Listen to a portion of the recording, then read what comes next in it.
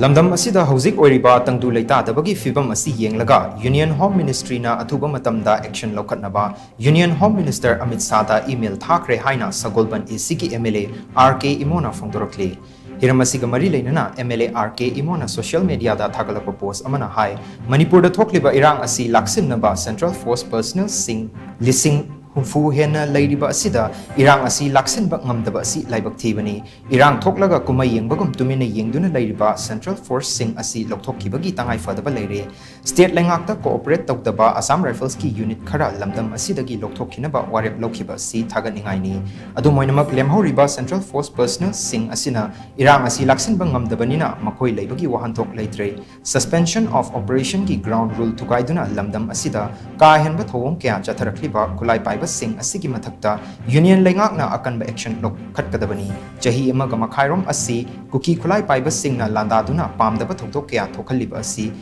kanana funding tawribano haibadu tikatpagi tangai fadaba leire center na unified command ki thoktang chief minister na luchingba state lengakta sinuduna lamdam asida tangdu leitaba hanjil hannaba hotnabada mateng pangbiu irang asi laksen bangamdriba asigi yenglaga unified command ki thoktang asi state lengakta sinaba haibasi khwaidagi tangai fadaba ama oire hainasu MLA RK imogi post asina makatana fongdorakle